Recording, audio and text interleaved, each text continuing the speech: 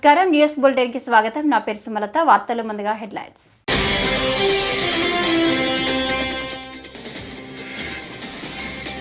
అదానీని ప్రధాని మోడీ కాపాడుతున్నారు. రాహుల్ గాంధీ.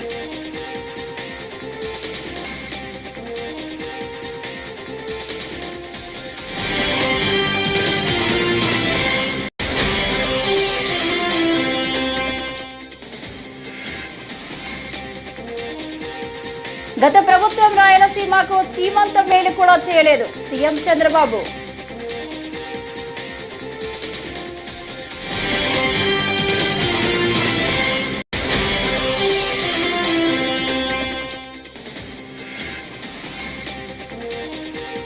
ఐదు లక్షల ఐటీ ఉద్యోగాలే మా లక్ష్యం. గత ప్రభుత్వంలో ఐటీ కంపెనీల్లో వాటాలు అడిగారు. నారా లోకేష్ మండిపాటు.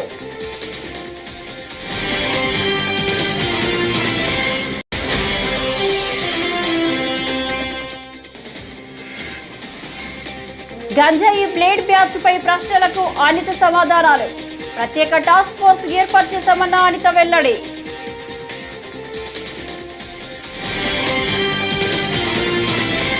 ఇక డీటెయిల్స్ చూస్తే, పెట్టుబడుల విషయంలో అవకతవకలకు పాల్పడ్డారంటూ ప్రముఖ వ్యాపారవేత్త గౌతమ్ అదానీపై అమెరికాలో కేసు నమోదైంది. దీనిపై కాంగ్రెస్ అగ్రనేత రాహుల్ గాంధీ స్పందించారు. అమెరికా భారత చట్టాలను అదానీ ఉల్లంఘించారనే విషయంపై ఇప్పుడు స్పష్టత వచ్చిందని విమర్శించారు. అదానీ అరెస్టు కాడని, ఆయనపై విచారణ జరగదని నేను గ్యారంటీ ఇస్తాను, ఎందుకంటే ఆయన్ను మోదీ కాపాడుతున్నారు అని రాహుల్ గాంధీ మండిపడ్డారు. It's now pretty clear and established in America that Mr. Adani has broken both American law and Indian law. He's been indicted in the United States. And I'm wondering why Mr. Adani is still running around a free man in this country. Chief ministers have been arrested. Jharkhand chief minister was arrested. Many people have been arrested. And Mr. Adani has done apparently 2,000 crore scam, multiple others probably, but he's scot-free. He's running around. There's no problem. There's no investigation. And we've been raising this again and again and again. We've been raising it with the Madhvi Butch issue. We've been raising it.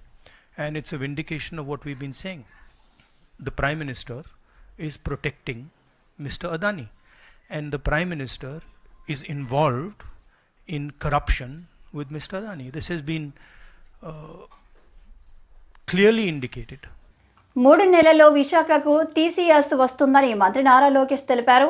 శాసనసభలో ప్రశ్నోత్తరాల సమయంలో ఎమ్మెల్యేల ప్రశ్నలకు ఆయన సమాధానమిచ్చారు. 5 సంవత్సరాల్లో 5 లక్షల IT ఉద్యోగాలు కల్పించడమే మా లక్ష్యం.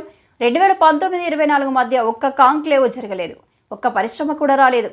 గతంలో హైదరాబాద్లో రేస్ జరిగింది. దీన్ని ఏపీలో ఎప్పుడు నిర్వహిస్తారని అడిగిన ప్రశ్నకు అప్పటి మంత్రి కోడిగుడ్డు పెట్టలేదని సమాధానమిచ్చారు. ఆ రోజు నుంచి ఎక్కడికి వెళ్ళిన ఐటీ మంత్రి ఇలా ఉంటారా అని ఏపీకి అవమానం జరిగింది. నేను మంత్రిగా బాధ్యతలు చేపట్టాక పలు కంపెనీలను కలిగిస్తే గత ప్రభుత్వంలో వాళ్ళు వాటాలు అడిగారని చెప్పారు. దీంతో పరిశ్రమలు వెళ్లిపోయాయని నారా లోకేష్ చెప్పారు. చంద్ర గారిని కలిసినప్పుడు అడిగాను ఆయన సలహా ఏంటి నాకని. ఆయన ఒక మాట అన్నారు, అధ్యక్ష, ఇప్పుడు కంపెనీస్ అందరు కూడా $5 billion, $10 billion, $15 billion పెట్టుబడి పెడుతున్నారు. ఒక నెల డిలే అయినా, ఒక 3 నెలలు డిలే అయినా మా బిజినెస్ ప్లాన్ మొత్తం తారుమారు అవుతుంది. So speed of doing business మీద మీరు డెలివరీ చేయండి, తప్పనిసరిగా అందరూ ఆంధ్ర రాష్ట్రానికి వస్తారు అని చాలా స్పష్టంగా ఆయన కూడా నాకు చెప్తాం జరిగింది. అధ్యక్ష, తప్పనిసరిగా ఈజ్ ఆఫ్ డూయింగ్ బిజినెస్ కాదు, స్పీడ్ ఆఫ్ డూయింగ్ బిజినెస్ పైన మేము ఫోకస్ చేస్తున్నాం. అధ్యక్ష ఈరోజు నేను గర్వంగా చెప్తున్నా, కంపెనీల వెనకాల నేను పరిగెడుతున్నా. అధ్యక్ష, ఒక డేటా సెంటర్ కంపెనీ వాళ్ళు వచ్చారు, మన స్పీడ్ చూసి ఇంకా పెద్ద ప్లాన్ తీసుకొస్తానంటే నేను ఫోన్ చేసి ఇంకా మీరు ఎందుకు రావట్లేదని ప్రతి వారం నేను ఫాలోఅప్ చేస్తున్నాను. అధ్యక్ష మొన్న కూడా మీరు చూసారు, రిలయన్స్ అనౌన్స్ చేసింది మన గ్రీన్ బయో ఫ్యూల్స్ కి. దాని గురించి అధ్యక్ష నేను వాళ్ళకి ఫోన్ చేసి కంగ్రాచులేషన్స్, ఈ రోజు ఎంఓయూ అయిపోయింది, 500 మీరు ఎప్పటికల్లా పూర్తి చేస్తాను తిప్పి వాళ్ళు నాకు చెప్పింది ఏంటంటే ఆంధ్ర రాష్ట్రం ఇంత ఫాస్ట్ గా మూవ్ అవుతుందని మేము ఊహించలేదు. 500 కాదు 700 సెంటర్లు మేము ఆంధ్ర రాష్ట్రంలో పెడతామని తిప్పి నాకు హామీ ఇస్తాను. సో భారతదేశం మొత్తం ఈ రోజు ఆంధ్ర రాష్ట్రం వైపు చూస్తుంది. ప్రపంచం మొత్తం ఆంధ్ర రాష్ట్ర వైపు చూస్తుంది. తప్పనిసరిగా స్పీడ్ ఆఫ్ డూయింగ్ బిజినెస్ ద్వారా మనం డెలివర్ చేస్తాం అధ్యక్ష. ఇక్కడున్న శాసనసభ్యుల్ని కోరుతున్నాను, మీ తరపున ప్రపంచంలో ఉన్న తెలుగులందరూ కూడా కోరుతున్నా అధ్యక్ష. వాళ్ళందరూ ఈరోజు ఉన్నత స్థాయిలో ఉన్నారు. వాళ్ళ కంపెనీలో నంబర్ 1 కాకపోతే నంబర్ 2 పొజిషన్ లో అనేక మంది తెలుగు వాళ్ళు ఉన్నారు. మా తలుపులు మీకోసం ఎప్పుడు తెరిచి ఉంటాయి. మీకు అక్కడ లింక్స్ ఉన్న, కాంటాక్ట్స్ ఉన్న పేద మధ్యతరగతి ప్రజల సొంతంటి కలను ప్రధాని నరేంద్ర మోడీ నెరవేర్చారని భాజపా ఏపీ అధికార ప్రతినిధి సాధినేని యామిని శర్మ తెలిపారు. వచ్చే 5 ఏళ్లలో మరో 3 కోట్ల ఇళ్ల నిర్మాణానికి కేంద్ర ప్రభుత్వం ప్రణాళికలు సిద్ధం చేసిందని ఆమె వెల్లడించారు. విజయవాడలో భాజపా రాష్ట్ర కార్యాలయంలో నిర్వహించిన మీడియా సమావేశంలో ఆమె మాట్లాడారు. 2017లో ప్రారంభించిన ప్రధానమంత్రి ఆవాస్ యోజన ద్వారా 4 కోట్ల ఇళ్ల నిర్మాణం జరిగిందన్నారు. గత 5 ఏళ్లలో అవినీతి, నియంతృత్వ పాలన, ఫ్యాక్షనిజానికి కేర్ ఆఫ్ అడ్రస్ గా జగన్ వ్యవహరించారని మండిపడ్డారు. ఇళ్ల నిర్మాణాల్లోనూ ఆయన అవినీతి చేశారని విమర్శించారు. రాబోయే 5 సంవత్సరాలకు కూడా 5,36,5.36 లక్షల కోట్ల రూపాయలతో మరొక 3 కోట్ల ఇళ్ల నిర్మాణం చేయడానికని చెప్పని సంకల్పించుకుంది భారత ప్రభుత్వం. ఆంధ్రప్రదేశ్ విషయానికి వస్తే కనుక పట్టణాలలో 21.37 లక్షల ఇళ్లని కేటాయించింది. అలాగే గ్రామాల్లో 2.3 లక్షల ఇళ్లను కేటాయించి దానికోసమని 32,000 కోట్ల రూపాయలని కేటాయించింది. ఇప్పటివరకు పూర్తయిన దాంట్లో 23,800 కోట్లని విడుదల కూడా చేసింది. కానీ గడిచిన 5 సంవత్సరాల్లో మన దురదృష్టం ఏంటంటే అవినీతికి కేర్ ఆఫ్ అడ్రస్, నియంతృత్వ పాలనకి కేర్ ఆఫ్ అడ్రస్, ఫ్యాక్షనిజానికి కేర్ ఆఫ్ అడ్రస్, ప్రశ్నిస్తే కేసులు పెట్టి నిర్బంధ పాలన చేసినటువంటి జగన్మోహన్ రెడ్డి గారి పాలనలో పేదలకి, మధ్యతరగతి ప్రజల కోసమని చెప్పని ఇల్లు కట్టుకొని వారు ఉండడం కోసమని ఇచ్చినటువంటి నిధులను కూడా దాంట్లో కూడా అవినీతి చేసి వేలాది మంది నిజంగా మహిళల యొక్క శాపనార్థాలను ఎదుర్కొన్నారు. వారు మనం ఎలక్షన్స్కి ముందు చూసాం, ఎక్కడ పోయినా కూడా ఏ మహిళను కదిలిచ్చినా ఇదే.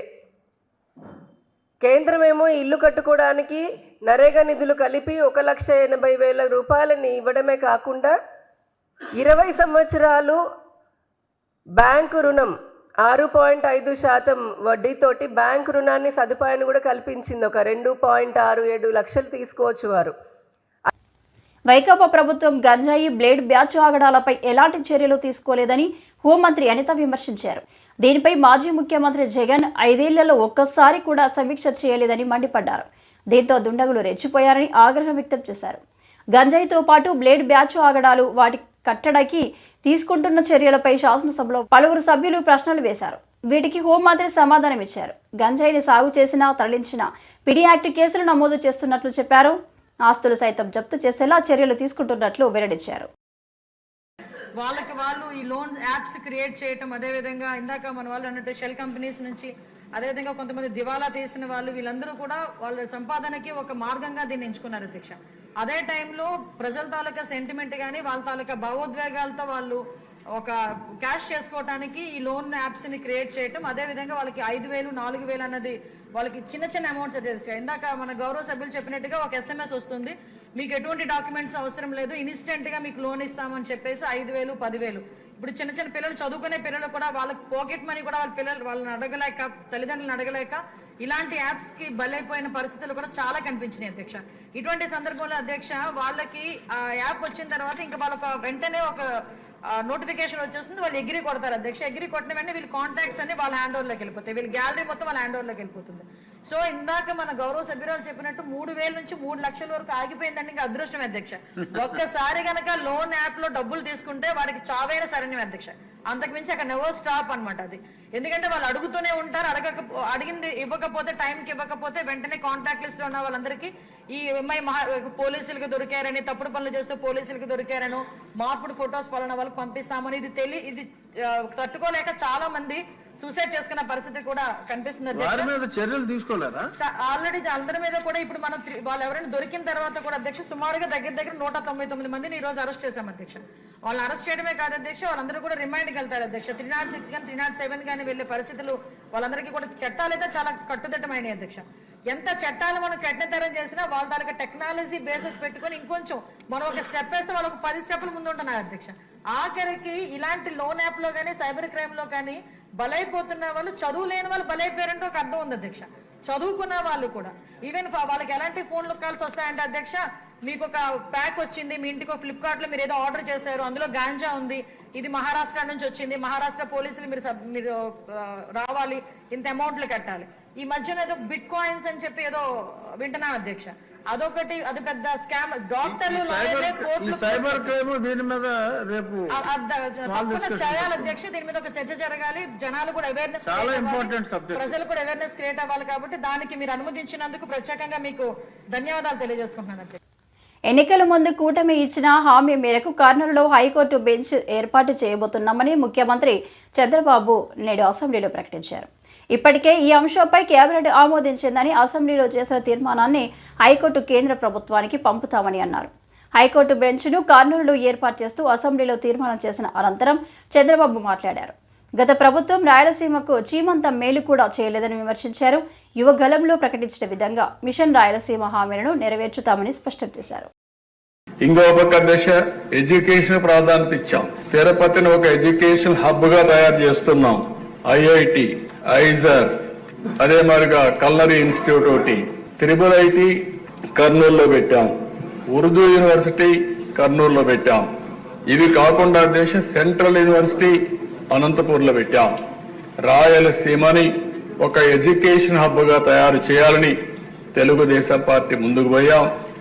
ఏదైతే ప్రజాగళంలో మిషన్ రాయలసీమ అనౌన్స్ చేశారో దానికి కట్టుబడి ఉండి తప్పకుండా మిషన్ రాయలసీమలో చెప్పిన ప్రతి ఒక్కటి కూడా తెలుగుదేశం పార్టీ ఎన్డీఏ ప్రభుత్వం పూర్తి చేస్తామని చెప్పి కూడా మీకు తెలియజేస్తున్నాను. ఈరోజు అధ్యక్ష, రాయలసీమకి ఏదైతే హార్టికల్చర్ హబ్ గా తయారు చేయాలని నీటి సమస్య ఉంది కాబట్టి 90% డ్రిప్ ఇరిగేషన్ కు సబ్సిడీ ఇచ్చాం. ఆ 90% ఇస్తే గత ప్రభుత్వం దాన్ని కూడా తీసేసే పరిస్థితికి వచ్చారు. అలాంటి ఏ విషయంలో చూస్తే అధ్యక్ష, రాయలసీమకు ఒక్క పని చేసిన దాఖలాలు లేవు. ఇండస్ట్రీ వచ్చినాం, తిరుపతిలో హార్డ్వేర్ హబ్ గా తయారైందని తెలుగుదేశం పార్టీలో వచ్చింది. నిన్ననే మీరు చూస్తే కొప్పర్తి, ఓర్వకల్ 2 ఇండస్ట్రియల్ పార్కుల కోసం గవర్నమెంట్ ఆఫ్ ఇండియా శాంక్షన్ చేస్తే 2 కూడా రాయలసీమలో పెట్టి 5,000 కోట్ల రూపాయల దగ్గర దీనికి శాంక్షన్ చేశాం. అదే మరి ఓర్వకల్లో డ్రోన్ సిటీగా తయారు చేశాం. మ్యానుఫ్యాక్చరింగ్ కానీ, యూస్ కేసెస్ తయారు చేయడం కానీ, సర్టిఫికేషన్ కానీ కేంద్రంగా తయారు చేశాం. తిరుమల శ్రీవారిని తమిళ కమేడియన్ సంతానం నటి మసూమ్ శంకర్ దర్శించుకున్నారు. వీఐపీ ప్రారంభ విరామ దర్శన సమయంలో శ్రీ వెంకటేశ్వర స్వామి వారిని దర్శించుకుని మొక్కులు చెల్లించుకున్నారు. టీటీడీ అధికారులు వారికి దర్శనం కల్పించి అనంతరం రంగనాయకుల మండపంలో ఆశీర్వచనం అందించి స్వామివారి తీర్థ ప్రసాదాలు అందజేశారు.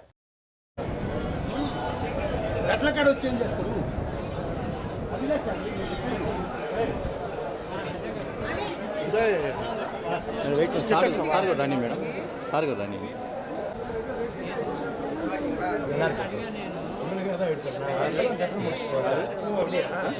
நீங்க வந்து நிக்கிறீங்கன்னு சொன்னாங்க. சரி சரி சரி.